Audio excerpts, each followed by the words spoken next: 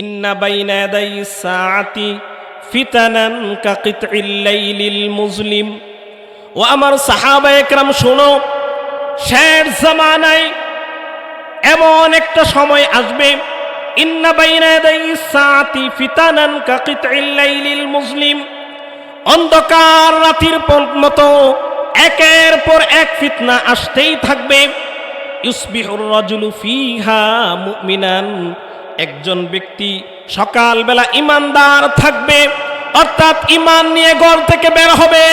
ওয়াইউসবিহু কাফিরান, ওই ব্যক্তিটা বিকালবেলা বেঈমান হয়ে যাবে। জুড়ে বলি নাউযুবিল্লাহ।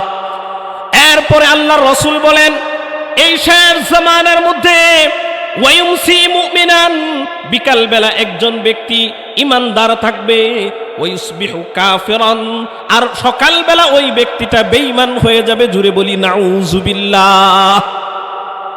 এই হাদিসের শেষাংশে আল্লাহর রাসূল বলেন, শেষ জামানার মধ্যে যেই ব্যক্তিটা বসা থাকবে, দাঁড়ানো ব্যক্তি থেকে ওই ব্যক্তিটা উত্তম হবে, আর যেই ব্যক্তিটা হাঁটাচলা করতে থাকবে ওই ব্যক্তিটা, দাঁড়ানো ব্যক্তিটা উত্তম হবে। জুড়ে বলি সুবহানাল্লাহ। এই হাদিসের মধ্যে আল্লাহ রাসূল বুঝাতে চাইলেন, ও আমার সাহাবায়ে কেরাম, শেষ জামানার মধ্যে যেই ব্যক্তিটা আপন জায়গায় ঘরের মধ্যে, অর্থাৎ ঘরের মধ্যে বসে থাকবে, ওই ব্যক্তিটা নিরাপদ থাকবে, আর যে ব্যক্তিটা ঘর থেকে বের হবে অনিচ্ছাকৃত সত্ত্বেও ওই ব্যক্তিটা গুনাহগার হয়ে যাবে। জুড়ে বলি নাউযুবিল্লাহ।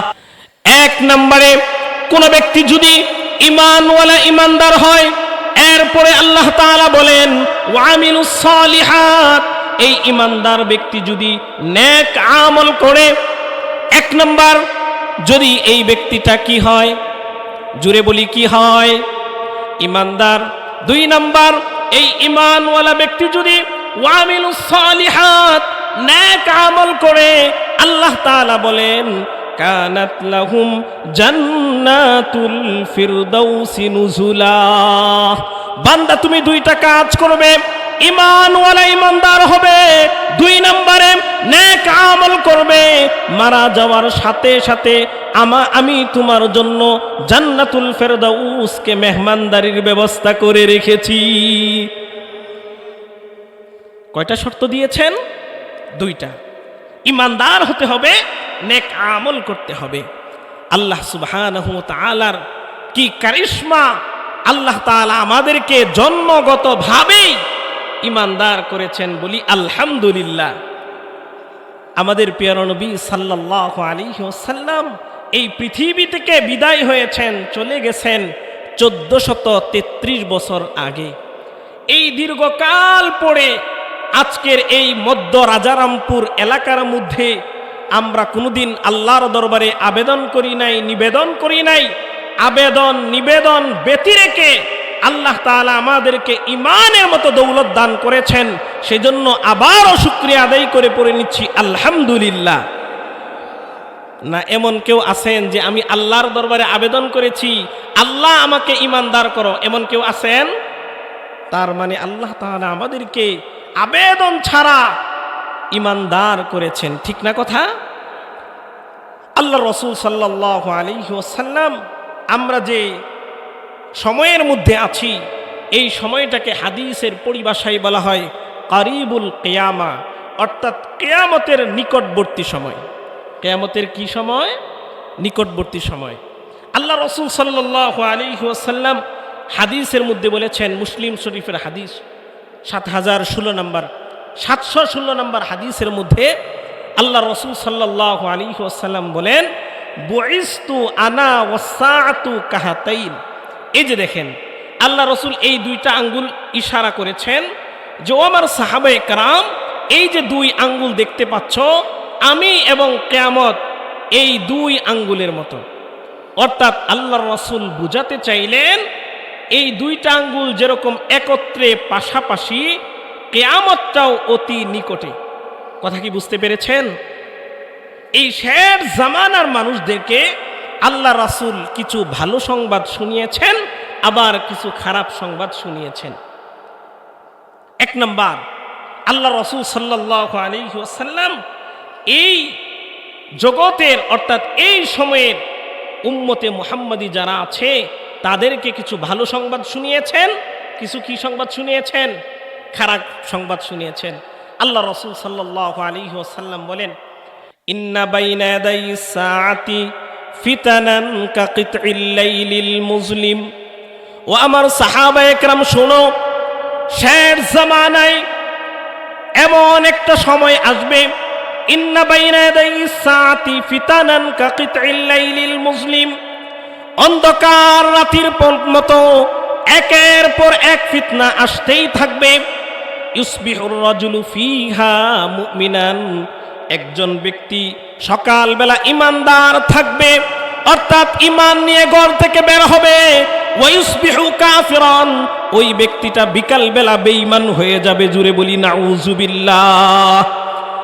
এরপরে আল্লাহর রাসূল বলেন, এই শেষ জামানার মধ্যে ওয়ায়ুমসি মুমিনান, বিকালবেলা একজন ব্যক্তি ইমানদার থাকবে।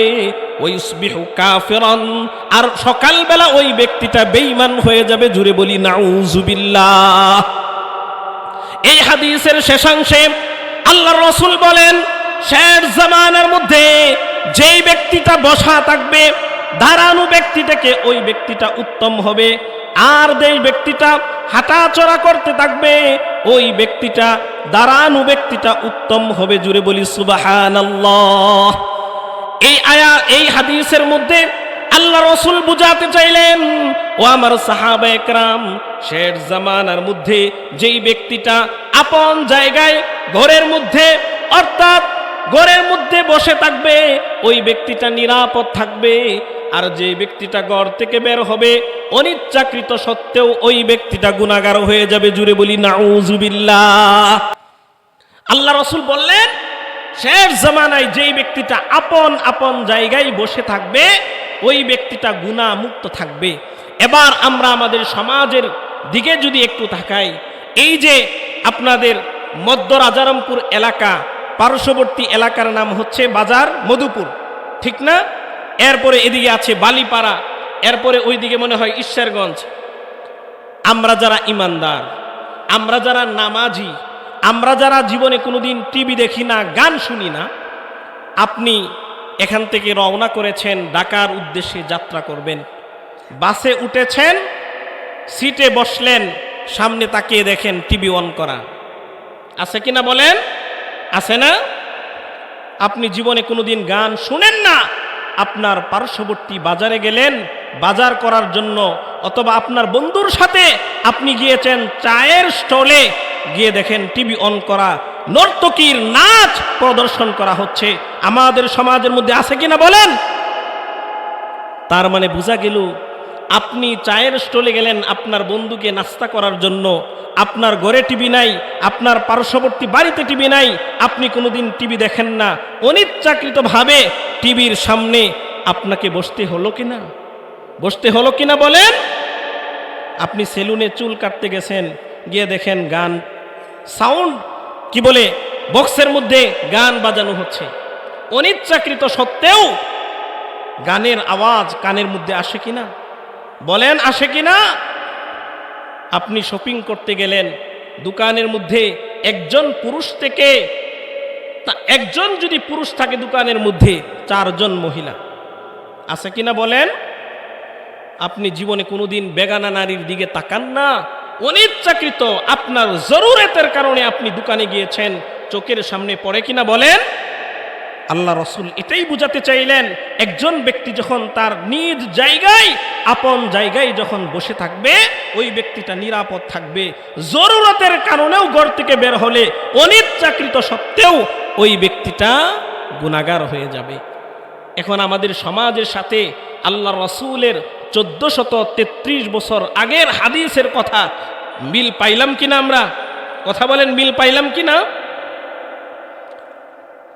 এই দুঃসময়ের মধ্যে, এই ফিতনা ফাসাদের মধ্যেও যদি কোনো ব্যক্তি ঈমান নিয়ে আমল করতে পারে, লাভ আছে না ক্ষতি? আল্লাহ রাসূল সাল্লাল্লাহু আলাইহি ওয়াসাল্লাম আরেক হাদিসের মধ্যে বলেন, قال النبي صلى الله عليه وسلم লিল আমিলি ফিহা মিথলু আজরি 50 রাজুলান ইয়ামালুন। আল্লাহর নবী সাল্লাল্লাহু আলাইহি ওয়াসাল্লাম সাহাবা একরামদেরকে বলেন, ও আমার সাহাবা একরাম, এই ফিতনা ফাসাদের সময়ের মধ্যেও যদি কোন ব্যক্তি আমল করতে পারে, ওই ব্যক্তির আমল নামার মধ্যে 50 জন ব্যক্তি আমল করলে যেই সব হবে, ওই একজন ব্যক্তির আমলের মধ্যে 50 জন ব্যক্তির সমপরিমাণ সব দেওয়া হবে। সাহাবা একরাম প্রশ্ন করলেন, লিল আমিলি ফিহা মিথলু আজরি 50 মিন্না আও মিনহুম ইয়া রাসূলুল্লাহ। ও বিশ্ব নবী রাহমাতাল লিল আলামিন, এই যে 50 জন ব্যক্তির সওয়াব দেওয়া হবে, এই 50 জন ব্যক্তি কি আমাদের মতো সাহাবা একরাম 50 জন, নাকি শের জামানার 50 জন? আল্লাহর নবী সাল্লাল্লাহু আলাইহি ওয়াসাল্লাম বলেন, ও আমার সাহাবা একরাম শুনো, শের জামানার 50 জন নয়, তোমাদের মতো সাহাবা একরাম 50 জন আমল করলে যেই সব হবে, ওই ব্যক্তির আমল নামার মধ্যে ওই পরিমাণ সব দিয়ে দেওয়া হবে। তাহলে এই শের জামানায় যদি আমাদের, যেহেতু আল্লাহ তাআলা ঈমানওয়ালা করেছেন, ঈমান দিয়েছেন, নেক আমল থাকবে, যারা সকালবেলা ঈমানদার, বিকেলবেলা কি হবে? সবার বলি কি হবে? কাফের হয়ে যাবে, বেঈমান হয়ে যাবে। আমাদের সমাজের মধ্যে এমন অসংখ্য মানুষ পাবেন যাদের দাড়ি আছে, যাদের টুপি আছে, যাদের পাঞ্জাবি আছে, যাদের পাগড়ি আছে, কিন্তু ঈমান নাই। কি নাই? ঈমান নাই। এটাও আমার কথা না, আল্লাহ রাসূল সাল্লাল্লাহু আলাইহি ওয়াসাল্লাম যে হাদিস কানা বলেছেন, এটা বুখারীর মধ্যে এসেছে। আল্লাহ রাসূল সাল্লাল্লাহু আলাইহি ওয়াসাল্লাম বলেন, ইয়াখরুজু ফীকুম, ও আমার সাহাবা একরাম শুনো, শের জামানার মধ্যে ইয়াখরুজু ফীকুম, এমন একটা দল বের হবে, তাহকিরুনা সালাতাকুম মা সালাতিহিম, তারা এমন আমল করবে, এত পরিমাণ নামাজ পড়বে, এত পরিমাণ নামাজ পড়বে, এদের নামাজের সাথে যদি তোমাদের নামাজটা কম্পেয়ার করো, তোমাদের নামাজটা তুচ্ছ মনে হবে। কি মনে হবে? তুচ্ছ মনে হবে। অর্থাৎ এরা এত পরিমাণ নামাজ পড়বে, তোমরা যে পরিমাণ আমল করো, এই আমলের সাথে যদি কম্পেয়ার করো, ওজন করো, পরিমাপ করো, মনে হবে তোমরা অল্প আমল করছো, এরা বিশাল আমল করতেছে। কিন্তু শোনো, এদের অবস্থা কি? ইয়ামরুকুনা মিনাদ-দ্বীন, এরা দিন থেকে এমন ভাবে বের হয়ে যাবে যেমন ধনুক থেকে তীরটা বের হয়ে যায়। জুড়ে বলি নাউযুবিল্লাহ। এরা কোরআন তেলাওয়াত করবে, আল্লাহ রাসূল সাল্লাল্লাহু আলাইহি ওয়াসাল্লাম বলছেন, লা ইউজাউযু হানাজিরাহুম, এরা কোরআন তেলাওয়াত করবে ঠিক, কিন্তু গলার ভিতরে এদের কোরআন প্রবেশ করবে না। জুড়ে বলি নাউযুবিল্লাহ। মানে কি? এরা কোরআনকে পরিপূর্ণভাবে মানবে না। একজন ব্যক্তি নামাজ পড়ে, রোজা রাখে, হজ করে, সব ঠিক আছে, মসজিদের ইমাম সাহেব যদি জুমার বয়ানে বলেন যে সুদ খাওয়া তো হারাম, কি বলেন? সুদ খাওয়া হারাম। আহাল্লাল্লাহুল বাইআ ওয়া হাররামার রিবা, ব্যবসাকে আল্লাহ তাআলা হালাল করেছেন, সুদকে হারাম করেছেন। পরের দিন ইমাম সাহেবের চাকরি নাই। কি নাই? চাকরি নাই। ইমাম সাহেবের নেক আমলের কথা, অন্যান্য ওয়াজ নসিহত সব ভালো লাগে বলে, কিন্তু ইমাম সাহেব এই ওয়াজটা কি করলো? আমাকে টার্গেট করেই করেছে। তার মানে তার কাছে ইসলাম মানে হলো নামাজ, তার কাছে ইসলাম মানে হলো রোজা, তার কাছে ইসলাম মানে হলো হজ। কিন্তু ইসলাম মানে যে সুদ খাওয়াটাও হারাম করেছে, সে এই অংশ মানলো না অমান্য করলো? সবাই বলি মানলো না অমান্য করলো? আল্লাহ রাসূল বলেন, এই ব্যক্তিটা আর ইসলামের মধ্যে নাই, সে ইসলাম থেকে বের হয়ে গেছে। জুড়ে বলি নাউযুবিল্লাহ। যদি বলা হয়, ভাই আপনাকে আল্লাহ তাআলা ক্ষমতাধর করেছেন, কি করেছেন? ক্ষমতাধর করেছেন, ক্ষমতাসীন আপনাকে বানিয়েছেন। মাজলুমের উপর, দুর্বলের উপর আপনি জুলুম করবেন না, চাঁদাবাজি করবেন না, অন্যের সম্পদ ভক্ষণ করবেন না। আমাদের সমাজের মধ্যে এই শ্রেণীর মানুষ আছে কিনা বলেন? আল্লাহ তাআলা ময়দানে মাহশরের মধ্যে এদের অবস্থাও বর্ণনা করেছেন। আল্লাহ তাআলা বলেন, এই ময়দানে মাহশরের মধ্যে যারা ক্ষমতা পাওয়ার পরে জুলুম করবে, এরা বলবে মা আগনা আন্নি মালিয়া, ওগো আজকে আমার সম্পদ তো কোনো কাজে আসলো না। জোরে বলি নাউযুবিল্লাহ। হালাকা আন্নি সুলতানিয়া, আমার সালতানাত, আমার ক্ষমতা, আমার দাপট একটাও তো কাজে আসলো না।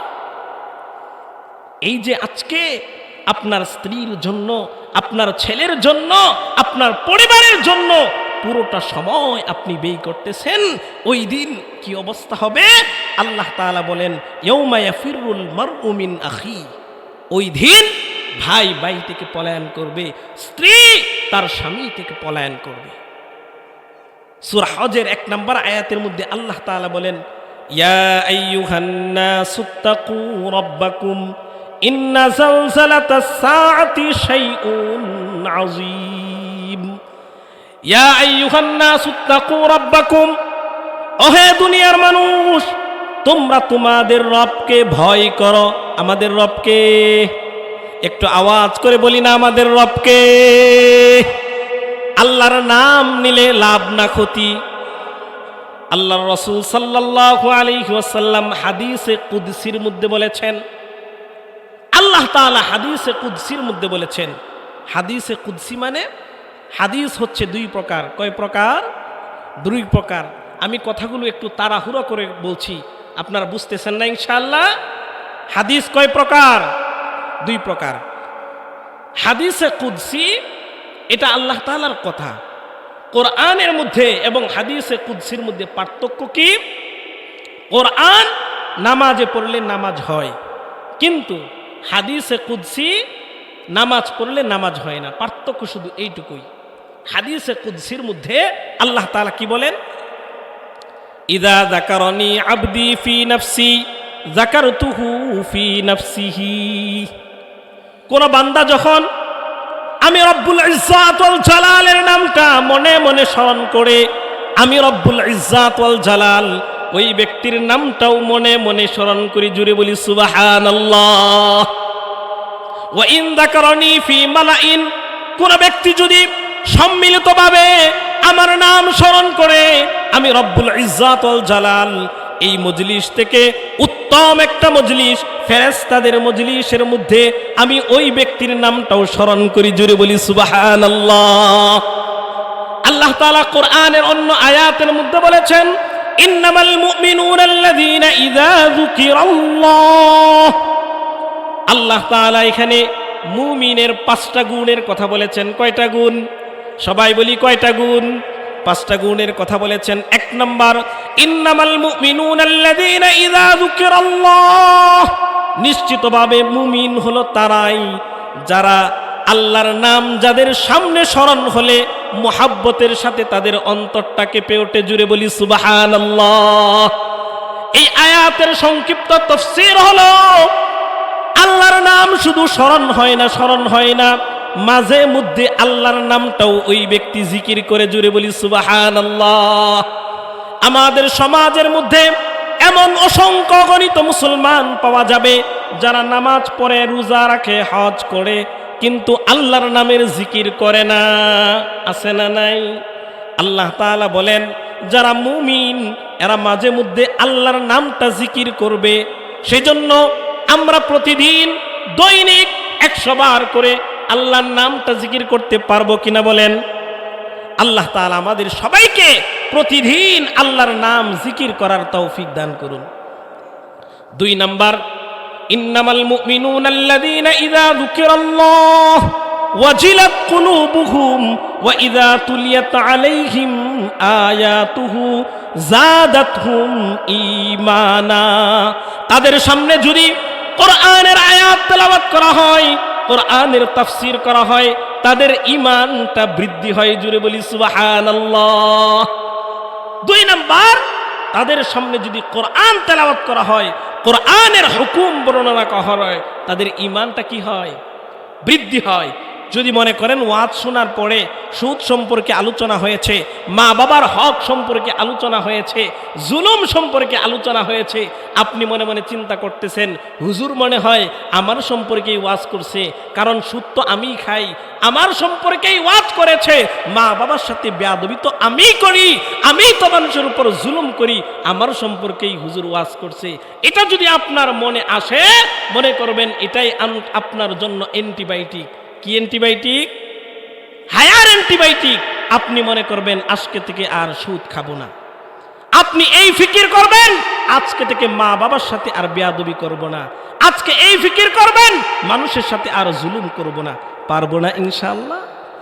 এখানে অনেক যুবক ভাইরা আছেন, মা বাবা কার আছে একটু হাত তুলি তো। মা বাবা কার আছে? হাতগুলো নামাই। আপনাদেরকে কষ্ট দিলাম, রাগ করছেন কেন জিজ্ঞেস করলাম? আজকে সমাজের যে অধপতন, মা বাবার সাথে সন্তানের ব্যবহার মনে হয় মালিক তার চাকরের সাথে কথা বলতেছে। জুড়ে বলি নাউজুবিল্লাহ। অথচ মা বাবার সাথে ব্যবহারের কথা আল্লাহ তাআলা কোরআনের কয়েক জায়গার মধ্যে বলেছেন, ওয়াসাইনাল ইনসানা বিওয়ালিদাইহি ইহসানা ওয়াসাইনাল ইনসানা বিওয়ালিদাইহি হুসনা। আরো অন্য আয়াতের মধ্যে বলেছেন ওয়াকাদা রাব্বুকা আল্লা তা'বুদু ইল্লা ইয়্যা। এই আয়াতের মধ্যে বলেছেন যে মা বাবার কাছে তুমি এমন কোন শব্দ উপস্থাপন করবে না যেটা তাদের অন্তরের মধ্যে কষ্ট আসে। কিন্তু আমাদের সমাজের মধ্যে এমনও নালায়েক, এমনও কম বক্ত আছে, মা বাবার উপরে হাত বাড়াইতে, হাত উঠাইতেও দ্বিধাবোধ করে না। জুড়ে বলি নাউজুবিল্লাহ। আছে কিনা বলেন? আছে কিনা? অথচ দেখেন আল্লাহর রাসূল সাল্লাল্লাহু আলাইহি ওয়াসাল্লামের যুগে এই ঘটনা অনেকেই হয়তো শুনেছেন। আল্লাহর রাসূল সাল্লাল্লাহু আলাইহি ওয়াসাল্লামের যুগে একজন ব্যক্তি ছিল যার নাম হলো ওয়াইসুল কারনী। নাম শুনেছেন? আল্লাহর রাসূল সাল্লাল্লাহু আলাইহি ওয়াসাল্লাম যখন বিদায় হয়ে যাবেন, হযরত উমরকে বলতেছেন, ওগো উমর, আমি মারা যাওয়ার পরে এমন একজন ব্যক্তি আসবে যার নাম হচ্ছে ওয়াইসুল কারনী। নাম কি? ওয়াইসুল কারনী। তুমি ওয়াইসুল কারনীকে আমার যে জামা, আমার যে জুব্বা, এটা হাদিয়া দিবা, আবার তার কাছ থেকে দোয়া নিবা। জুড়ে বলি সুবহানাল্লাহ। এই কথা আমাদের কাছে সাধারণ মনে হচ্ছে, এই কথার ওজন কম মনে হচ্ছে। আপনাদের সামনে যদি উমর রাদিয়াল্লাহু তাআলা আনহুর পরিচয় তুলে ধরি, তাহলে কথাটার মর্মার্থ বুঝে আসবে। উমর তো ছিলেন সেই উমর, আল্লাহর রাসূল বলেছেন লাউ কানা বাদি নাবিয়্যুল লাকানা উমর। ও আমার সাহাবায়ে কেরাম, ও জগৎবাসী শুনো, উমর হচ্ছে সেই উমর। আমার পরে যদি কোনো ব্যক্তি নবী হতো, আল্লাহ তাআলা উমরকে নবী করে পাঠাতেন। জুড়ে বলি সুবহানাল্লাহ। সেই উমরকে বলছেন আল্লাহর রাসূল, ওগো উমর, আমার পরে একজন ব্যক্তি আসবে যার নাম হচ্ছে ওয়াইসুল কারনী। সে মার খেদমতের কারণে আমার সাথে সাক্ষাৎ করতে পারে নাই। আমার যে জুব্বা, আমার যে জামা, এই জামাটা তুমি তাকে হাদিয়া দিবা। জুড়ে বলি সুবহানাল্লাহ। এবং তার কাছ থেকে দোয়া নিবা। উমর তো সেই উমর, যেই উমরের শানে আল্লাহ তাআলা কোরআনের মধ্যে 21 বার আয়াত নাজিল করেছেন। জুড়ে বলি সুবহানাল্লাহ। সেই উমরকে বলছেন, উমর তো সেই উমর, মিম্বারের মধ্যে বসে আছেন, শত সহস্র মাইল দূরে সারিয়া যুদ্ধ করছে। হযরত উমর রাদিয়াল্লাহু তাআলা আনহু বলছেন মিম্বরের মধ্যে বসে, ইয়া সারিয়া আল জবাল, হে সারিয়া, এই পাহাড়ের পাদদেশ থেকে শত্রুরা তোমাদেরকে আক্রমণ করছে। উপস্থিত মুসল্লি যারা ছিলেন তারা তো হতবাক হয়ে গেলেন, উমর কেন সারিয়াকে ডাক দিচ্ছে শত সহস্র মাইল দূরে। যখন যুদ্ধ শেষ করে যখন সারিয়া উনি যখন ওনার বাহিনী নিয়ে আসলেন, এই মুসল্লিরা প্রশ্ন করলেন, ওই দিন শুক্রবার, ওই দিন মিম্বারের মধ্যে বসে উমর তোমাদেরকে ডাক দিয়েছিলেন, ডাক কি শুনেছিলে কিনা? জুড়ে বলি সুবহানাল্লাহ।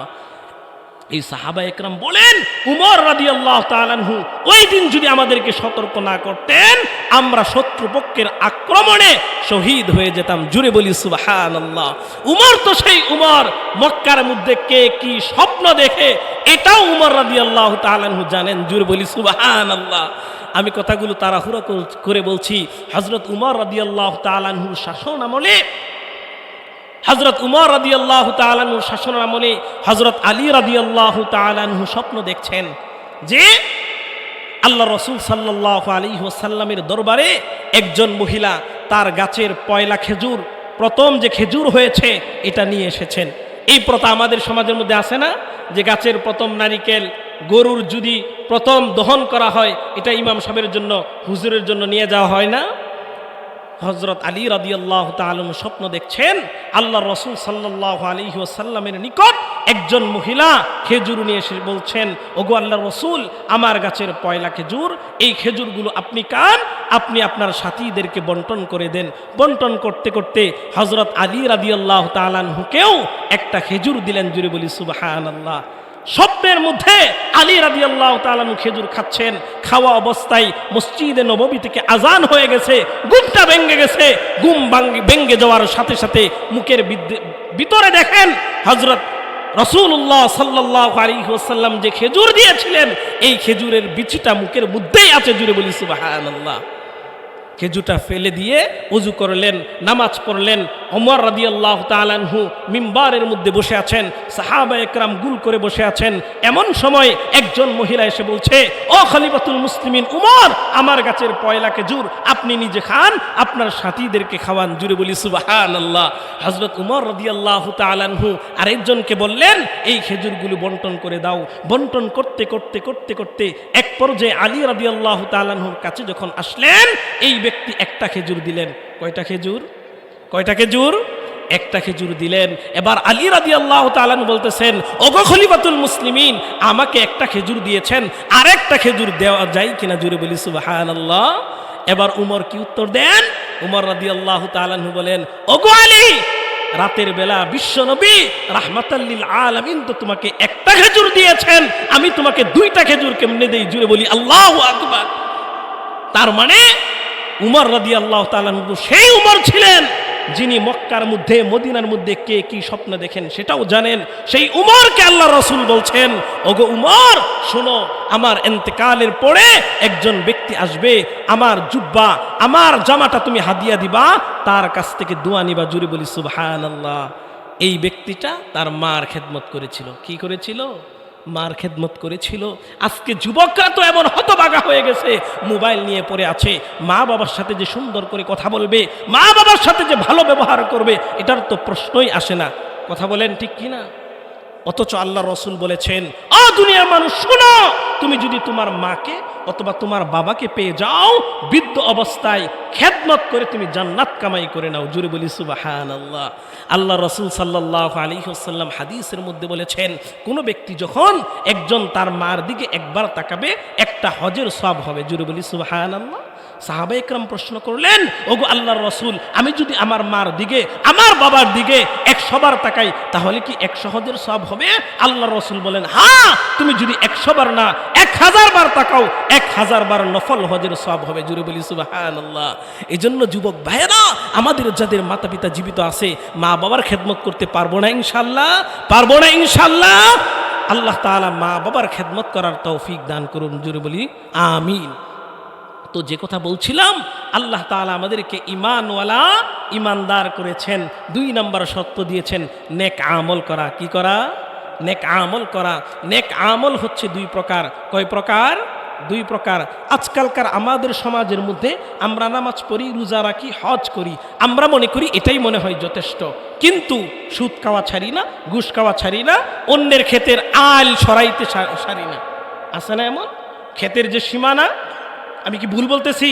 আপনারা কি বলেন? ক্ষেতের পাশে যে আরেকজনের ক্ষেত থাকে, একটা লাইন দেওয়া থাকে, আইল বলেন নাকি না? সীমানা কি বলেন? আইল হয় কি না? যে 1 হাত ছিল, পরের বছর 4 আঙ্গুল, পরের বছর 4 আঙ্গুল, এভাবে নেওয়ার মতো অভ্যাস আমাদের সমাজের মধ্যে আছে কি না? অথচ এই ব্যক্তিটা নামাজ 1 ওয়াক্ত মিস নাই। দেখেন, আমরা যারা নামাজ পড়ি, আমরা যারা রোজা রাখি, আমরা যারা হজ করি, আমরা মুমিন হয়েছি। কি হয়েছি? মুমিন হয়েছি। আল্লাহ তাআলা অন্য আয়াতের মধ্যে বলেছেন, ইয়া আইয়ুহাল্লাযীনা আমানুত্তাকুল্লাহ হাক্কা তুকাতিহি ওয়া লা তামুতুন্না ইল্লা ওয়া আনতুম মুসলিমুন। ও দুনিয়ার ঈমানদারেরা শোনো, তোমাদেরকে ঈমানদার হলেই হবে না, মুসলিম হওয়া লাগবে। কি হওয়া লাগবে? মুসলিম। মুসলিম বলা হয় 2 গুণওয়ালা ব্যক্তিকে। কয় গুণওয়ালা ব্যক্তিকে? 2 গুণওয়ালা ব্যক্তিকে। যে ব্যক্তি কালেমা পড়ে, নামাজ পড়ে, রোজা রাখে, এই ব্যক্তিটা হলো মুমিন। এই ব্যক্তিটা কি? মুমিন, সবাই বলি এই ব্যক্তি কি? মুমিন। যে ব্যক্তি আল্লাহকে ভয় করে, যে ব্যক্তি আল্লাহকে কি করে? ভয় করে, এই ব্যক্তির নাম হচ্ছে মুত্তাকি। এই ব্যক্তির নাম কি? মুত্তাকি। কোন ব্যক্তি যখন মুমিন হয়, কোন ব্যক্তি যখন মুত্তাকি হয়, এই ব্যক্তির নাম হলো মুসলমান। এই ব্যক্তির নাম কি? মুসলমান। আমরা সমাজের মধ্যে নামাজ পড়ি, রোজা রাখি, হজ করি, আমরা মুমিন হয়েছি, কিন্তু সমাজের মধ্যে মুত্তাকি পাওয়া যায় না। কি পাওয়া যায় না? মুত্তাকি পাওয়া যায় না। যদিও আমরা আমাদের নিজেদেরকে মুসলমান বলে দাবি করি, আমরা মুসলমান না, বড়জোর মুমিন। বড়জোর কি? মুমিন। যদি মুসলমান হতে চাই, আল্লাহ তাআলা বলেন শুধু মুমিন হলে হবে না, ওয়া আনতুম মুসলিমুন, তোমরা মুসলমান না হয়ে কেউ মৃত্যুবরণ করো না। তার মানে মুত্তাকি হওয়া লাগবে। কি হওয়া লাগবে? মুত্তাকি হওয়া লাগবে, অর্থাৎ আল্লাহকে ভয় করা লাগবে। ভয় কিভাবে করব? ভয় কিভাবে করব? নামাজ পড়লাম, নামাজ পড়ে যখন ব্যবসার মধ্যে লিপ্ত হয়েছি, ওজনে যদি কম দেই, আল্লাহকে ভয় করলাম। যখন ওজনে কম দিব, ওই সময় যদি বলা হয় ইত্তাকুল্লাহ, আল্লাহকে ভয় করো, অর্থাৎ আল্লাহর যে সীমা আছে এই সীমা মানো। ব্যবসায়ী ওজনের মধ্যে কম দেওয়া যাবে? কম দেওয়া যাবে? কম দেওয়া যাবে না। আল্লাহ তাআলা সুদকে হারাম করেছেন, সুদ খাওয়া যাবে? সুদ খাওয়া যাবে না। এই জায়গায় আল্লাহকে ভয় করতে হবে। মানুষের উপর জুলুম করা যাবে? যদি আপনি ক্ষমতাসীন হন, আপনার জুলুম করতে আপনার নফস চায়, আপনি সাথে সাথে মনে করবেন ইত্তাকুল্লাহ, আমি তো আল্লাহকে ভয় করি, আমি তো মানুষের উপর জুলুম করতে পারবো না, আমি তো আল্লাহকে ভয় করি, আমি তো সুদ খাইতে পারবো না, আমি তো আল্লাহকে ভয় করি, আমি তো জুলুম করতে পারবো না, আমি তো আল্লাহকে ভয় করি, ব্যবসার মধ্যে ওজন কম দিতে পারবো না, আমি তো আল্লাহকে ভয় করি, অন্যের জমিন আইল কেটে কেটে নিতে পারবো না। এটাকে বলা হয় ইত্তাকুল্লাহ। এটাকে কি বলা হয়? ইত্তাকুল্লাহ। মুমিন এবং মুত্তাকি, এই দুই গুণ যে অর্জন করবে, এই ব্যক্তিটার নাম হচ্ছে মুসলমান।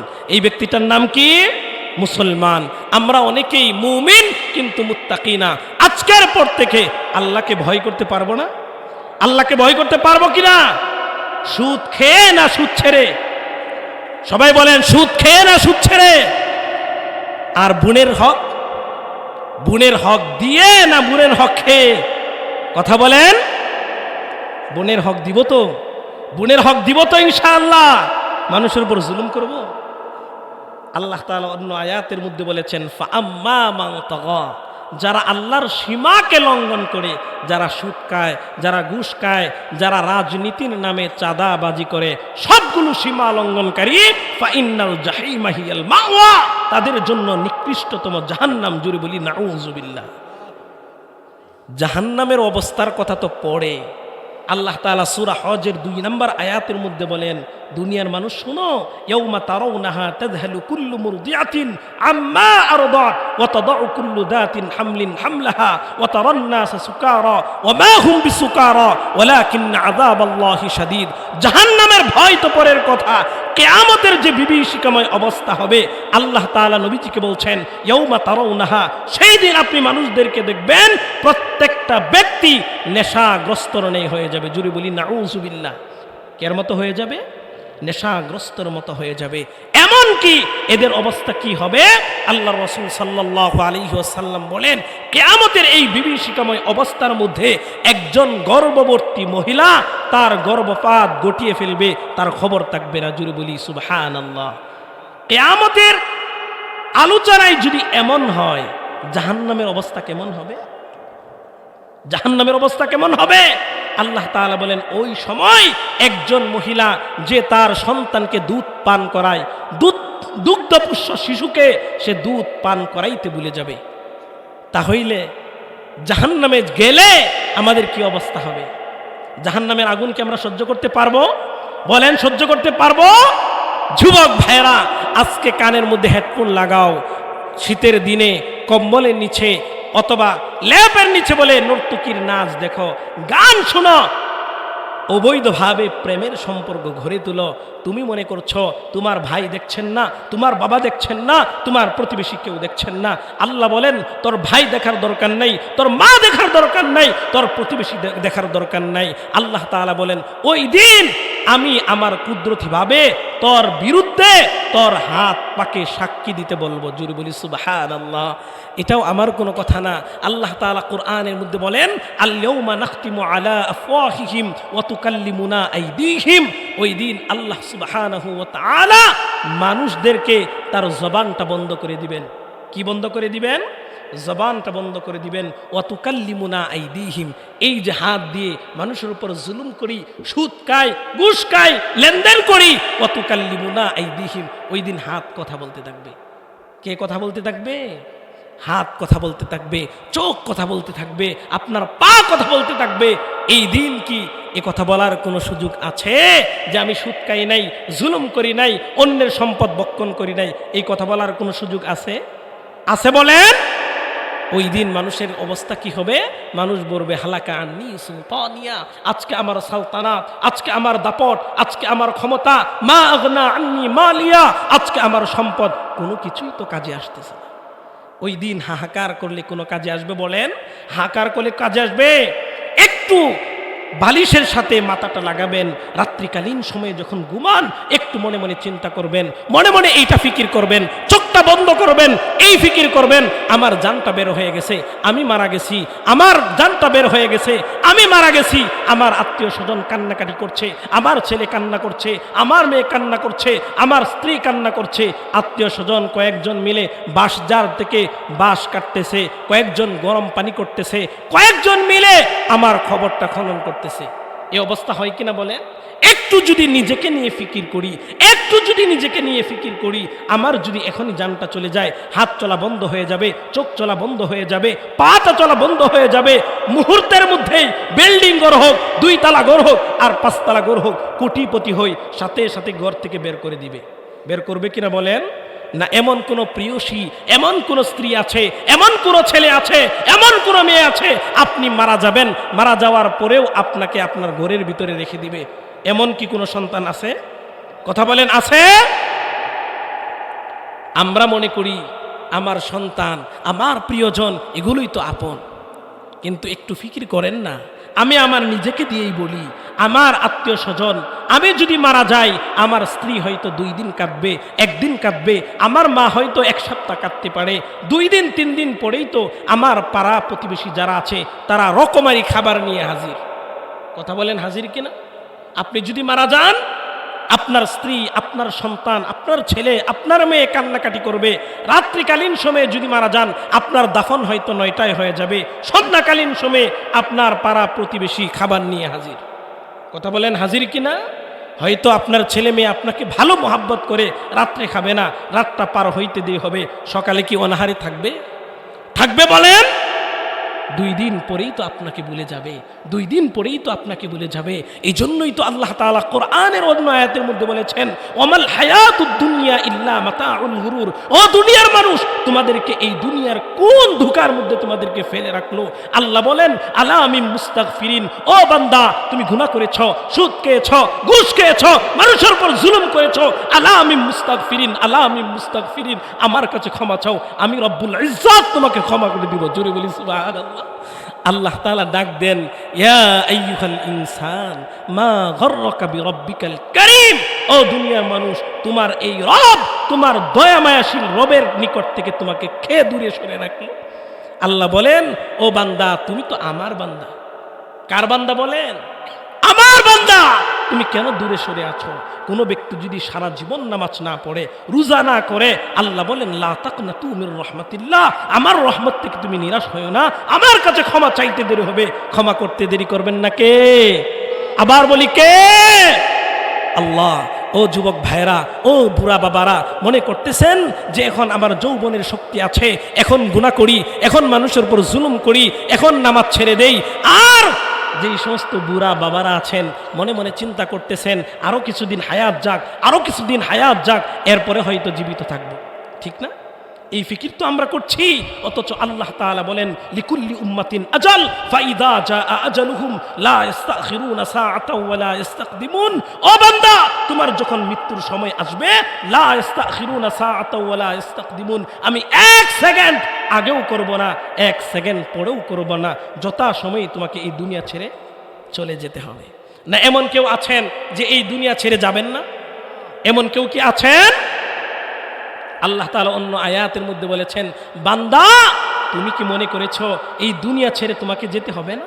আল্লাহ তাআলা অন্য আয়াতের মধ্যে বলেছেন, কুল্লু নাফসিন যায়িকাতুল মাউত, প্রত্যেকটা প্রাণীকে মৃত্যুর স্বাদ আস্বাদন করতে হবে।